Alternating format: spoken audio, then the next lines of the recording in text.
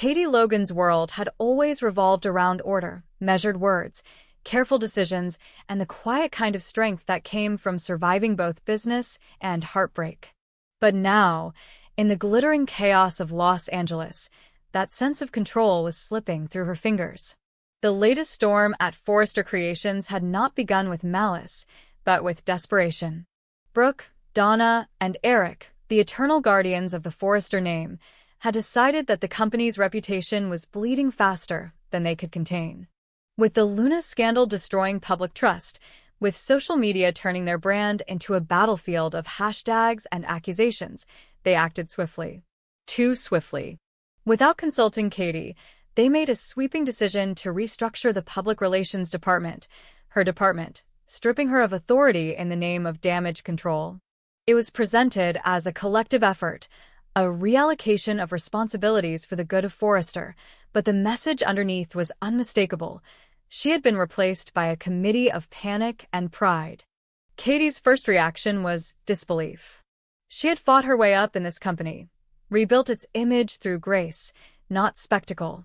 She had been the one to stand in front of reporters when scandals broke, the one who knew which truths could be told and which should be left unsaid. To see her role reduced to a ceremonial title, to have decisions made over her head by people she had once defended, that was betrayal disguised as strategy. She walked out of that boardroom with her composure intact, but her pulse trembled beneath her calm exterior.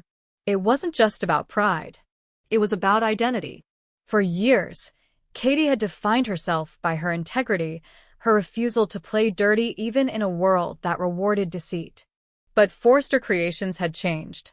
The line between survival and manipulation had blurred, and somewhere along the way, the company she had believed in had become something she no longer recognized. At home that evening, as she scrolled through online headlines, the world she had built around herself began to unravel in public view. Forrester faces backlash over PR cover-up. Luna Nozawa's legacy. Scandal or setup? Each article carried fragments of truth mixed with poison, narratives she would have dismantled in a heartbeat if she still had the authority to speak. The comments stung worse than the stories. Strangers questioned her competence, accused her of bias, claimed she was part of the spin. And when the silence from Brooke and Donna stretched into days, Katie realized it wasn't temporary. She was no longer the voice of Forrester. Then came the call from Bill.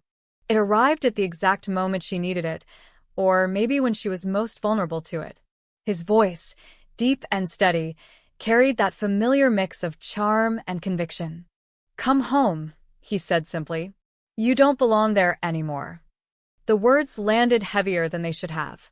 Bill Spencer had always known how to read her, to find the cracks beneath her armor. He spoke of partnership, of rewriting the story before Forrester's version buried them all. Spencer Publications, he said, was ready to control the narrative about Luna, about the Forrester empire, about Will's future. The phrase made Katie's stomach tighten. Control the narrative. It was a polite euphemism for waging war through ink and screens. Bill was persuasive, not with flattery but with logic. He reminded her that Spencer Publications had always been the place where truth, or at least Power's version of it, found its stage. He painted her as the voice of reason the company needed, someone who could balance his ruthless precision with her moral compass. But beneath the corporate promises was something personal, almost intimate, an invitation to stand beside him again, not as rivals across the industry, but as allies with a shared purpose. "You know I'd never let them silence you," he said. "At Spencer, your words still matter." And that was what broke her. At Forrester, her voice had been erased. At Spencer, it could become a weapon. But at what cost? Katie spent nights pacing the empty office that once felt like hers, surrounded by awards and photographs that now seemed like relics from a life she no longer lived. She remembered the early days, when she believed that being ethical in business wasn't weakness, but strength.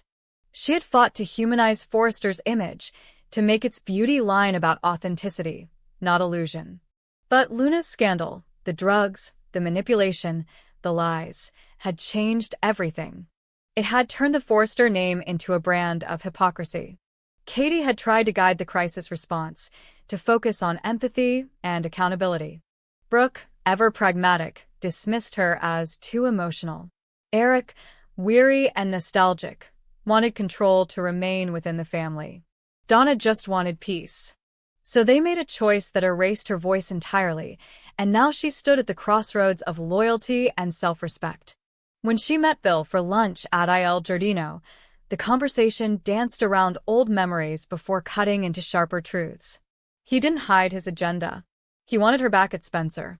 He wanted her to oversee the company's new initiative, a digital media division designed to shape public discourse. "You'd be free to tell the truth," he said. But Katie knew what he meant. Free to tell his truth. Still, part of her thrilled at the thought of power again, of not being silenced by people who claimed to know better. Yet as Bill spoke of strategy and spin, she caught herself wondering when truth had become something to manipulate instead of honor. The war between Forrester and Spencer had always been fought through fashion lines, corporate buyouts, and the private lives of those tangled within both dynasties.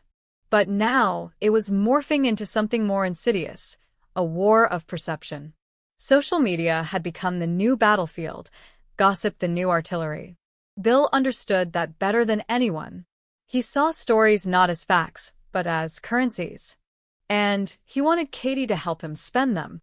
Back at Forrester, Brooke's attempts at reconciliation fell flat. She came to Katie's office, bringing coffee and apologies wrapped in charm. "You know it wasn't personal," she said. "We were protecting the company." But Katie saw through it. Brooke wasn't apologizing for the decision. She was apologizing for being caught making it. The company, Katie thought bitterly, has always come before people. It was true for Brooke, for Eric, for everyone who wore the Forrester name like armor. But Katie had never been a Forrester by blood. She had been an outsider who fought to belong, and now she understood that belonging was conditional, dependent on silence and compliance. That night, she went home and looked at the framed photo of her son, Will. He was growing fast, already forming opinions about the world that frightened her in their clarity. What kind of example would she set if she stayed in a place that didn't respect her voice? But what kind of mother would she become if she joined Bill and turned that voice into a weapon against her own family? The decision tore at her. She had once loved Bill deeply, but his world ran on control, on bending truth until it served him. And yet, part of her still believed that maybe this time could be different, that maybe she could change the way power was used, not by rejecting it, but by redefining it. When the news broke that Spencer Publications was preparing an exposé on the Forrester crisis, Katie's phone exploded with calls. Reporters, colleagues, even Brooke, all demanding to know what she knew. The article hadn't even run yet, but the threat was clear. Spencer was coming for Forrester. And Bill's fingerprints were all over it. Katie drove to his office that evening, her anger barely contained. But when she confronted him, he didn't deny it. Instead, he smiled that infuriatingly calm smile. "You could have helped shape it," he said. "Instead, you let them cut you out. Tell me, Katie, which betrayal hurts more, theirs or mine?" She wanted to hate him, but his words struck a chord she couldn't ignore. Forrester had betrayed her out of fear. Bill betrayed everyone out of conviction. Which was worse, cowardice or corruption? She didn't know anymore. She only knew that she was tired of being the collateral damage between powerful men and their endless games. The days that followed blurred into one long internal debate. Every time she thought of walking away, she saw Will's face and remembered what Bill had promised: control, legacy, security. Every time she thought of accepting, she heard her own conscience whisper that truth built on manipulation was still a lie. The irony wasn't lost on her. She had spent her life in public relations, shaping stories for others, yet now she couldn't shape her own. When the official offer arrived, a formal position as co-head of Spencer Media Relations, Katie read it in silence. The salary was generous. The title was powerful. The subtext was clear. If she accepted, she'd become the face of a media empire built on the ruins of her former loyalty. Her signature would signal war, not just between companies, but between ideals. The next morning, Brooke arrived at her house again, pleading this time. "Don't let Bill use you," she said. "You're better than that." Katie almost laughed. Better than what? Better than being used by Forrester? Better than sacrificing her integrity for their comfort? For the first time, she saw Brooke's plea for what it was, fear. Fear that Katie might finally stop being the peacemaker and start being the threat. When Katie finally walked into Spencer Publications that afternoon, the city seemed quieter, as if holding its breath. Bill greeted her not with words, but with a knowing look, part triumph, part respect. He didn't need to say anything. He knew she wouldn't have come if she hadn't already made her choice. "Welcome home," he said, extending his hand. And for a moment, she hesitated. Was this home? Or was it exile wrapped in opportunity? The pen felt heavy in her hand as she signed the contract. The lines were drawn now, Forrester versus Spencer, truth versus narrative, idealism versus survival. Katie wasn't sure if she had chosen the right side, or if there even was one anymore. But she knew one thing: she would no longer be the background voice in someone else's story. If war was coming, she would speak for herself. And as the sun set over Los Angeles, painting the skyline in gold and smoke, the game began again. Not on runways or boardrooms this time, but on every screen, every headline, every whispered rumor that shaped the world. Katie Logan, once the conscience of Forrester Creations, was stepping into a new role, not saint, not sinner, but something far more dangerous. The woman who understood how truth could be weaponized and how even purity could bleed when power demanded it. The world of the bold and the beautiful has always thrived on illusion, on the tension between what's seen and what's deliberately left unseen. And nowhere is that more evident than in the so-called death of Luna Nozawa, an exit so ambiguous that it feels less like an ending and more like a meticulously crafted pause. On November 21st, 2025, the soap announced Luna's demise with solemn music, flashing headlines, and distraught characters, but without the single element that ever makes death real in daytime television: a body. What viewers actually saw was a blur of motion and sound.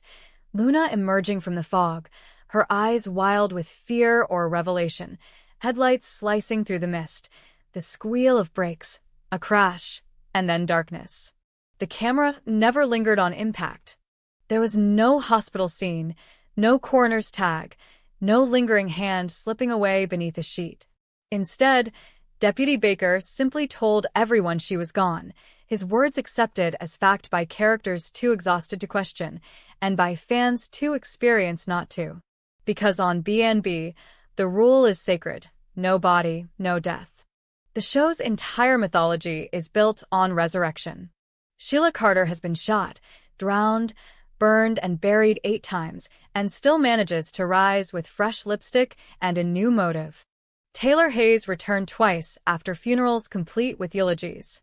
Even Finn himself was once declared dead, his life preserved only by the desperate devotion of his adoptive mother Lee, who nursed him back from the brink in secret. Against this backdrop, Luna's death doesn't close a door, it opens a dozen hidden ones. The absence of proof is not an accident. It's an invitation. What deepens the mystery is how actress Lisa Yamada handled her supposed farewell. Her Instagram post, delivered the same day the episode aired, was curiously restrained. There were so many tears shed, blood spilled, friendships made, and memories created on At Bold and Beautifolks, she wrote. What a ride it's been. Hope you enjoyed the adventure 3 Lunatic forever.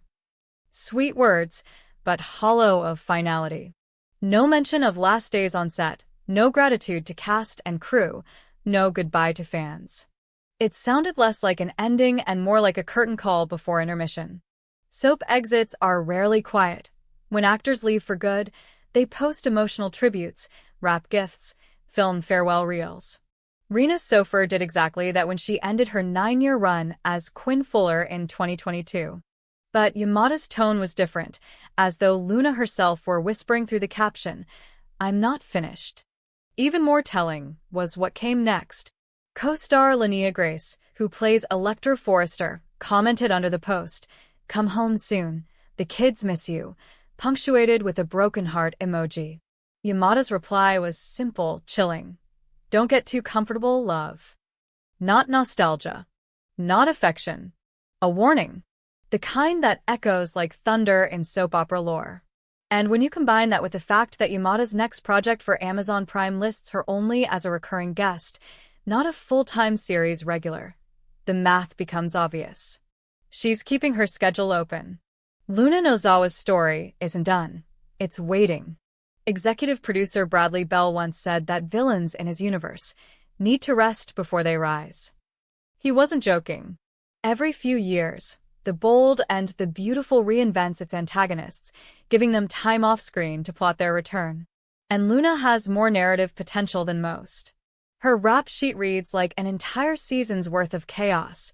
2 murders, a kidnapping, a forged paternity test, an assault on Will Spencer, a drugging at Il Giardino, and the psychological destruction of her own mother, Poppy. She's not the kind of character you kill after a single stormy year. She's the kind you hide, reshape, and unleash again when the audience has just begun to feel safe. The language surrounding Luna's disappearance also hints at deliberate misdirection. Poppy Nozawa, when told of her daughter's death, didn't weep. She exhaled, saying she was relieved it was over. Will Spencer murmured something about closing a chapter. Finn spoke of her in the past tense, but Lee Finnegan did not. Her choice of words was uncanny. Luna is your daughter. Present tense. Not was. For longtime fans, that single slip is seismic. Lee is the one character on this show with a documented history of defying death script. When everyone believed Finn was gone, she hid him in a sterile apartment, whispering lullabies as she stitched him back to life. The parallels are too strong to ignore. A woman who once saved her son might very well do the same for her niece. The phrase Luna feels less like denial and more like confession. The supposed miscarriage only adds another layer of smoke. Before her disappearance, Luna had been pregnant with Will Spencer's child, a scandal that could have detonated half of Los Angeles. The official narrative claimed she lost the baby due to stress, but her final prison conversation with an unseen visitor was strange. She spoke to the unborn child as though it were still alive, promising they would both be free soon. Then she vanished. If Luna survived and carried that pregnancy to term, the consequences are staggering. A living Luna would not return alone. She'd bring a child whose DNA ties the Nozawas, Finnegans, Forrestus, and Spencers into one impossible web. For a show that feeds on lineage and betrayal, that's not just drama, it's destiny. So, what actually happened that foggy night?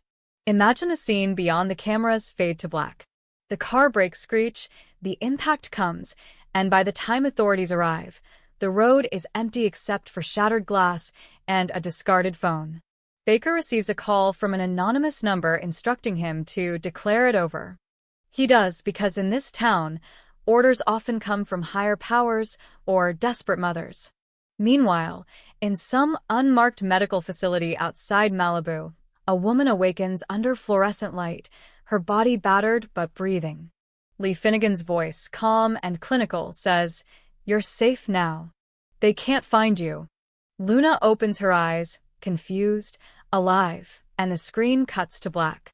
It's not canon yet, but it could be any day. The writers have sown these breadcrumbs deliberately. Each dialogue choice, each omission feels rehearsed. They know fans remember. They know how the mythology of resurrection sustains the soap's pulse. And so they leave gaps large enough for rumor, speculation, and hope. The fandom's online forums are ablaze with theories. Some believe Sheila Carter orchestrated Luna's supposed death, framing her for crimes Sheila herself committed, then kidnapping her as a pawn in yet another war against the Forresters. Others think Lee may have discovered Luna's innocence too late, rescuing her in secret to rehabilitate her mind. A few whisper of something darker, that Luna's child survived, hidden somewhere in Los Angeles, and that her return will coincide with that child's emergence as a new heir to Spencer's fortune. The meta clues strengthen the case. The bold and the beautiful rarely releases exit statements that vague. When actors truly leave, CBS confirms it publicly. Yet no press release marked Luna's death, only silence. Lisa Yamada's name remains in promotional materials through the December sweep schedule, suggesting unused footage or flashbacks, or a reappearance. Even wardrobe continuity leaks fuel speculation. An on-set assistant reportedly listed Luna's red coat among January's inventory, despite the costume being destroyed in the accident. Fans who track filming schedules note that Yamada was spotted near the studio lot weeks after her supposed departure. Coincidence or careful misdirection? If Luna were to return, how would she re-enter this storm of relationships? The most poetic choice would be through Will and Elektra. Their rekindled romance has become a pillar of the show's softer narrative, the redemption arc that promises peace after years of betrayal. But BNB never allows peace to last. Imagine their wedding day, sunlight flooding the Forrester courtyard, vows trembling in the air, and a voice interrupts. Does anyone here object? The camera turns, and there she is, veil lifted, eyes hollow but alive, a child at her side who could easily be Will's mirror image. The silence that would follow could stretch into eternity. That's how the bold and the beautiful writes poetry, not with verse, but with chaos. Even Lee's linguistic slip might foreshadow more than Luna's survival. It may signal a larger reckoning within the Finnegan-Nozawa bloodline. If Luna lives, she forces every character around her to confront the lies they buried. Finn's guilt for judging her, Lee's obsession with perfection, Poppy's cowardice in choosing silence over truth. Luna was never just a villain. She was the reflection of what everyone in this family feared becoming: uncontrolled, emotional, human. Killing her off would have been an admission that the Finnegans had conquered their darkness. But that's not how this show works. Darkness never dies. It mutates. So perhaps Lisa Yamada's Instagram farewell was not a goodbye, but a coded message to viewers fluent in soap semantics. The phrase "don't get too comfortable" wasn't casual, it was prophecy. It warned that Elektra's newfound stability, Will's fragile happiness, and even Steffi's sense of order exist on borrowed time. The moment Luna steps back into Los Angeles, bruised, changed, unrecognizable, she will detonate every relationship like a well-timed explosive. And she'll do it not as the reckless girl who fell from grace, but as something far more dangerous, a survivor who knows exactly how the world tried to bury her. In truth, the beauty of the bold and the beautiful lies in its cyclical cruelty, its insistence that redemption and ruin are inseparable. Luna's death is less a tragedy than a promise that the game continues. Behind every closed casket is a heartbeat. Behind every Instagram post, a secret script. Until the show gives us a body, until Lisa Yamada utters a real farewell, Luna Nozawa exists, in the shadows of Lee's clinic, in the whispers of Spencer Mansion, in the nightmares of Elektra Forrester. She is, as Lee said, not was. And one day soon, when the fog rolls back across that same highway, the headlights will flash again, this time not to kill, but to announce her return. And when she steps out of the mist, alive and unrepentant, the audience will realize what they already suspected all along. On the bold and the beautiful, no one ever truly dies. They just wait for the perfect moment to rise.